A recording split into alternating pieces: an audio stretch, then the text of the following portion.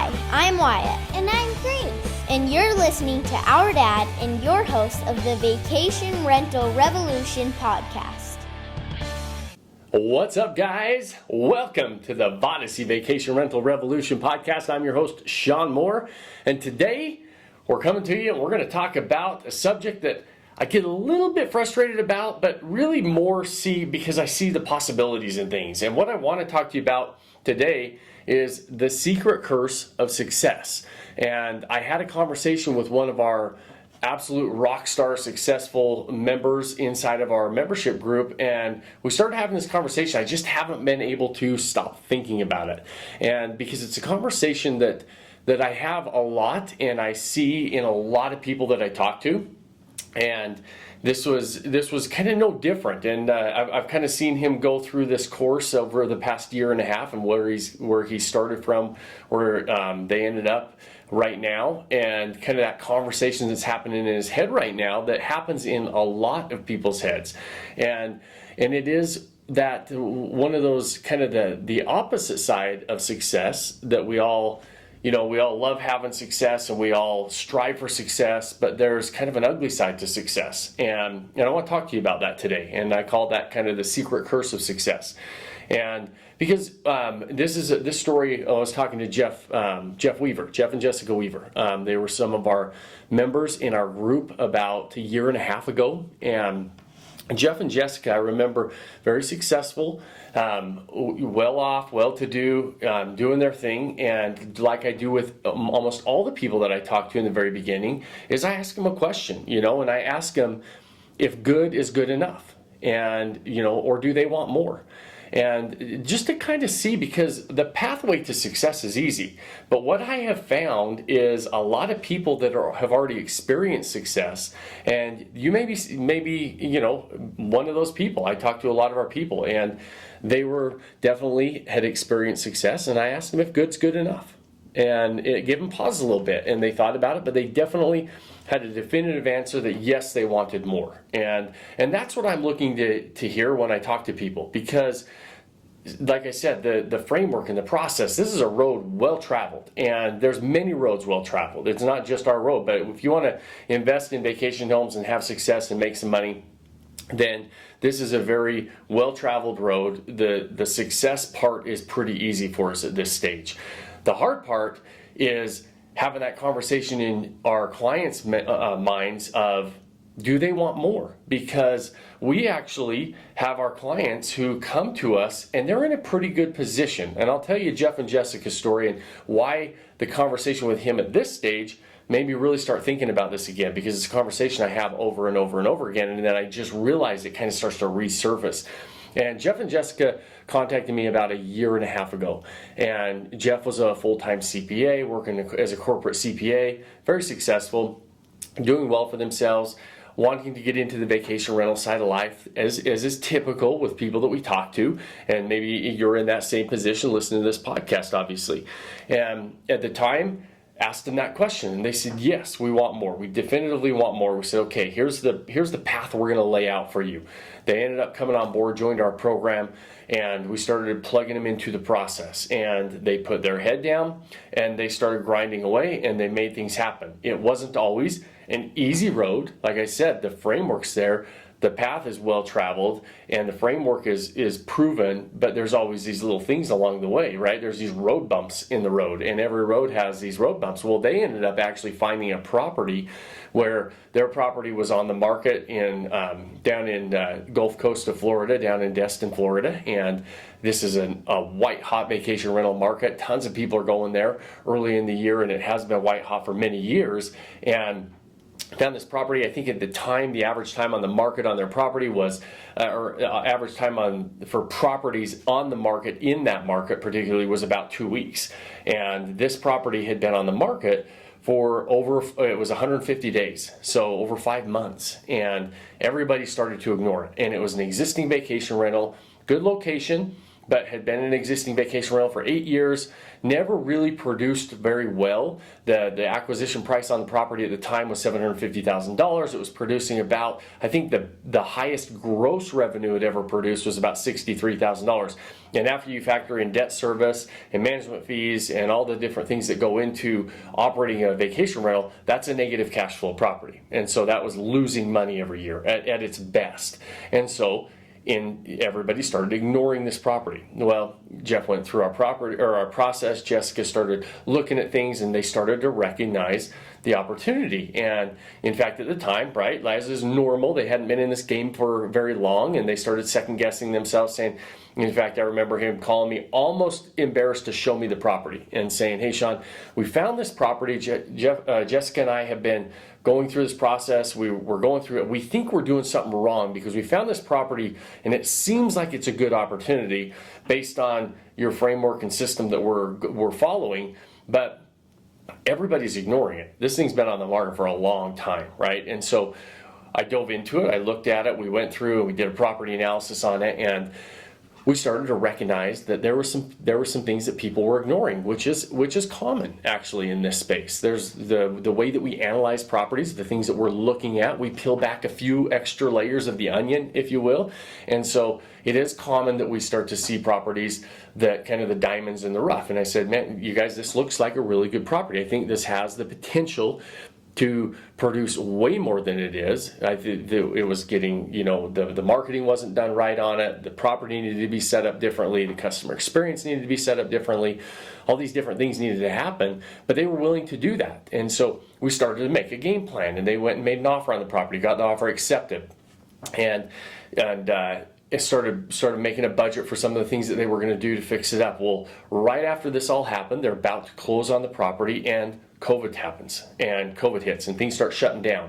And literally the day before they were start to close on their property, a day or two before, they were going to close on their property, another roadblock happened, and another speed bump in the road happened, and he was like, man, maybe this is a sign. The banks came and said, hey, we're no longer doing jumbo loans.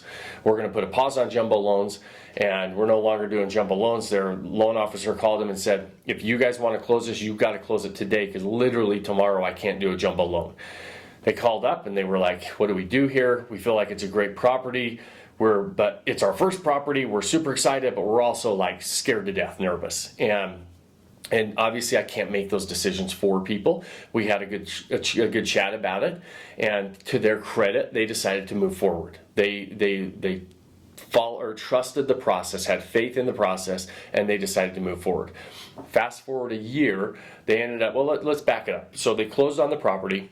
They ended up following their plan that they laid out. They put about $50,000 in fix-ups and furnishings and getting the property set up, and then hit the ground, or hit the market after they did a lot of their fix-up. They hit the market in May, right? But I think 2 weeks before Memorial Day, and put it on the market. And they, in 3 days, generated over $45,000 in bookings in 3 days. And keep in mind, this property had never grossed more than $63,000 in the previous 8 years. And so this is a big deal. They called me, they're super excited. They're like, man, we almost recouped all of our $50,000 just in the first 4 days. We're super excited about this. Anything else we need to do? And they continued to follow the plan, plug into the process, and stay diligent with it, just put their head down. Ended up having a gross revenue. The first year they had that property, they had a gross revenue, I think that was around, and it's somewhere plus or minus this, but around $168,000. So they blew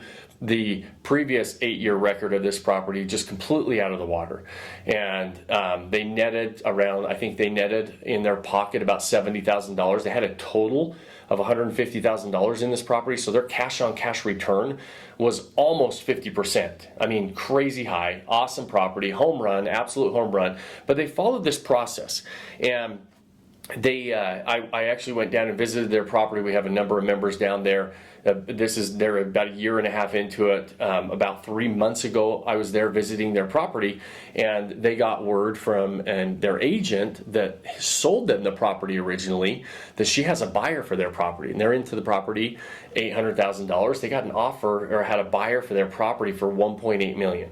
So they have $1 million of equity if they want to sell it. And I remember being down there because I was down there with them when they got the news, and we went out and we were having some drinks and having some lunch, and they're like, what do we do? I'm like, well, you've got a property that cash flows really well. You're going to be 100% paid back on your investment within the second year, and you're continuing to grow this. Sure, you could cash out of the $1 million, but what are you going to do with the $1 million? And they thought about it, and they're like, we're just going to put it into another property, and so they ended up sticking with this plan, and they held the property. This year it's on track to blow out the $168,000. They'll be well over $200,000 this year in gross revenue and be completely paid back. Amazing return for their first lifestyle asset. And the conversation that I can't get out of my head is we were talking, and he was like, hey Sean, this has been amazing. Lifestyle assets have absolutely changed my life, and I'm a CPA, and we're verified millionaires at this stage, and we weren't even close to being millionaires. I'm going to turn 40 this next weekend, and I'm going to turn 40 being a millionaire, and 80% of that our millionaire status has come in the last year and a half of what we've been able to do with our lifestyle assets. They now own another one. He's not a CPA anymore. He works actually with us at Vodacy now, and they live at a lake house on a lake. I mean, their life is great. He doesn't put on a suit and tie anymore. He's got flip-flops on. And he started having some pause and some hesitation when in this conversation. And I was talking to him, and he said, I'm a little nervous that I'm going to mess this up. And I said, what do you mean you're going to mess it up? And he said, what if I don't perform as well as my first property? What if, the bar is set so high? What if I don't perform? I said, what if you don't perform? What if you do half as good? What if you do a quarter as good? I mean, you guys have just absolutely changed your life. You changed the trajectory of everything you're doing. You don't want to take the gas off the foot off the gas pedal right now. You want to keep moving forward. You want to ride this momentum. You did the hard part. The first property is the hardest one. And what really made me start thinking about that is so many people do that, right? This is something that I get so frustrated with. Have you ever talked to somebody that, if you have kids, for example, we see so much potential in our kids, and sometimes I know I do, I get so frustrated if they don't believe in themselves as much as I believe in them. And I talk to people all the time in this situation. Our client base and the fact that you're listening to this podcast, the fact that you've looked into buying a vacation rental tells me that you probably have some level of success in your life because you've got the income, the disposable income probably to purchase a lifestyle asset. The drawback of that is there's pros and cons to everything, but the drawback of, if your back's against the wall, you don't have nowhere to go but forward. You might have a lack of resources, but you're really resourceful, right? And so, we always hear these rags to riches stories, and we edify some of these people that have, come up from, absolutely broke to, doing amazing things, which those are great stories. I love those stories too. What I think is actually more difficult is having somebody that is successful and not having them let that comfort and success just be the absolute killer of what they actually want to go do moving forward. And I see that over and over and over, and that's where I get frustrated. And it made me think, when I was talking to Jeff, it made me think of all these people that we do talk to all the time.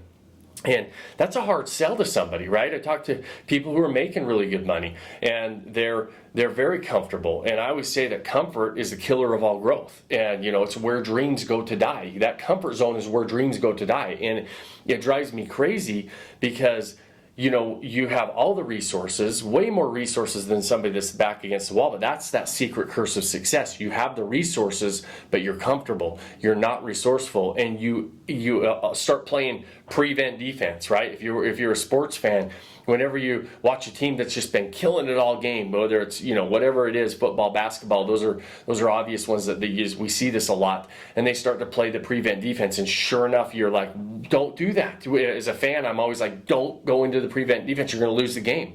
And they start to play not to lose instead of playing to win. And And unfortunately, we see that with successful people. And I have a theory, I don't know if it's true or not, but I talk to a lot of people in it, and I've come to this conclusion, or this theory, that when we're grinding it out and we're hustling and we're making something of ourselves and we're becoming successful, we're not really thinking about anything. We have these goals and we're going after them. And then one day we wake up and people are patting us on the back, and people are saying, man, you've got some money in the bank, or you got great credit, you can go buy things, you can do things, what do you want to go do? And we start to realize our success. And what happens is we go into that prevent, right? We start to say, well, I don't want to mess this up. I don't want to, now that I recognize my success, I want to sit here and I want to just chill out. And that's where that to me is the curse of success, because it takes a lot to say, okay, do I want more? And it takes a lot to say, okay, I'm gonna take that step to that next level. I'm gonna go into the unknown. I'm gonna become uncomfortable again. I'm gonna do some things that might scare me. And because when we're successful, we feel like we have more to lose. And in my opinion, we have way more to lose by not continuing that trajectory, right? Not continuing that same attitude that got us to where we are today, and having those same goals and ambitions and moving forward. And instead, I see so often, I get so just bugged by it when I talk to somebody, and I just am like, you have so much potential, you've got all the resources, you've got the framework and process laid out right in front of you. You say you want to do this, yet you're not doing anything, and life gets in the way. And the more successful you are, the more you will justify being busy. Right? Life is never going to be less busy. I promise you, there's always going to be something going on. You have to decide what your priorities are, whether that's vacation homes or investing in lifestyle assets or not. But I can't tell you how many conversations I have that people say, man, I've been thinking about this for years, Sean, and I'm so glad now that I was able to do it. It's like, you could have done it years ago. Maybe you didn't have the process of the framework. You could have moved forward, and somebody was going to come into your life. And when you have those opportunities, if you say you want to do something, if something is a priority, take it and keep running with it. Even if you have that success and you're worried that you might mess up, you're not going to mess up. You're successful for a reason. You got to where you're at for a reason. We've all been resourceful in the past. We've had to be resourceful. We didn't give up. Now, don't get to the point where you're sitting on the success, and don't let that curse of success be the killer of your dreams. Continue to move forward. And like I said, it's really easy to move forward when your back's against the wall. You don't have anywhere else to go other than just to stay at the bottom. But it's hard when things are good. And like the book Good to Great, right? There's a lot of good companies, there's very few great companies. There's a lot of good players, there's very few great. There's a lot of successful people, there's very few that make it to that next level. Because once you have a certain level of success, there's nothing that you have to do, right? You don't have to go buy a lifestyle asset. You don't have to go invest in anything. You don't have to go, continue to get better at your job or your business or anything else. You can coast it out. But I don't want to coast it out going downhill again. To me, that is so not attractive, and I don't think it should be for you either. I want you to look in the mirror and just ask yourself. That's my challenge to you in this episode, is to ask yourself, is good enough? And if it is, go grab your margarita and ride off into the sunset, and figure out what you're going to do for the next however long. But if good's not good enough, do you want more? What is that more? And start moving forward toward that, right? That's what I challenge you to do. And you want to start moving forward today. There's never been a better time to do it, right? The sky is not going to open up at some stage. And, I hear people all the time say, Sean, I really want to do this. Can you help me? But, I just can't do it now because I'm so busy. I've got this going on and that going on. I got this vacation. I've got this kid, soccer tournament coming up, and this and that and the other. And before, 2 months from now, when they say they want to start it, then in 2 months they've got another tournament, and then they've got another job that's going to be happening. The sky, I promise you, is not going to open up and deliver you more time. And so if you say you want to do it, you start moving forward toward it, whether that's this or anything else. Just challenge yourself to say, I'm not going to let comfort kill my dreams. I'm not going to let that comfort zone and my level of success scare me to where I'm worried about messing up. I'm not going to let it stifle and stop me in my tracks. I'm not going to start playing prevent defense here. I'm not going to start stalling out and running down the shot clock every time instead of taking a shot and being aggressive. I'm going to stay aggressive, and I'm going to keep my foot on the gas pedal, and I'm going to continue to move forward. You don't have to run a marathon every day. You can go take a couple steps, right? You don't have to paint a canvas, a masterpiece every day. You got to put a couple strokes on the canvas every day. And so it's that, just start moving forward. So I challenge you, just ask yourself the question, is good enough?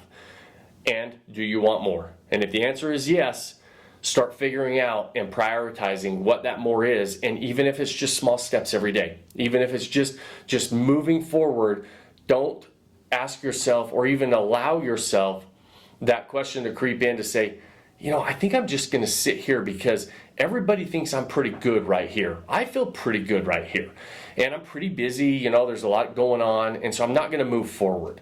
And, you have so much more inside of you. We all do, and that's why I can say you do, because we all do. We can all continue to progress. We can all continue to move forward. But don't let that silent curse or that secret curse of success stifle you and stop you in your tracks. So, the more comfortable you are, the easier it is to justify, like I said. And so if you look in the mirror and you feel like you've been comfortable, then great. Maybe I've at least inspired you to ask a different question, inspired you to possibly move forward. And that's my goal for today's podcast. And so, guys, as always, I appreciate you listening, and you guys are always the best part of this show. If you got anything out of it, please share it and review it. Ask us a question, we'll get them answered. The shares and reviews, they are a big deal to us, and it is a great thank you to us for getting on and doing the show and taking the time here. And so we really hope it's impactful, and more than anything, I want to inspire you to ask yourself different questions, and hopefully if you are interested in investing in vacational homes and in fact, go check out my book. My book's on Amazon now. What the hell is a lifestyle asset? You all can go access my book. It's on Amazon. If you're part of our world, inside of our email list somewhere. If you're not, we'll give you an option to get free plus shipping instead of having to buy it on Amazon. But you can always go download it on Amazon today. Go give us a review. It shows you and breaks down our entire framework. And so go check out our book. And go check us out on Instagram, realseanmoore.com, or I always say .com. I don't know why. Sorry, I'm not an Instagram guy, so I always finish Instagram with .com. I know it's at realseanmoore on Instagram. And we're starting up our new YouTube channel. And as always, you can check in and chime into these podcasts and go read the book. And we'll continue to come at you and we'll share our framework, share our process, but more importantly, hopefully inspire you to chase your dreams, inspire you to do the things that you want to do and live that life of saying, I'm glad I did instead of I wish I had. And so, guys, go make it a great day. That's a wrap for today's episode. I appreciate you all, and we'll plan on seeing you here, same time, same place next week. Cheers. Thanks for joining us on this episode of the Vacation Rental Revolution podcast. Share this with other people you think need to hear about it. And don't forget to subscribe and leave us a review. Hey Grace, is there a website? Yes! For more amazing content and expert advice, visit Vodacy.com. Thanks for listening, and we'll see you on the next episode.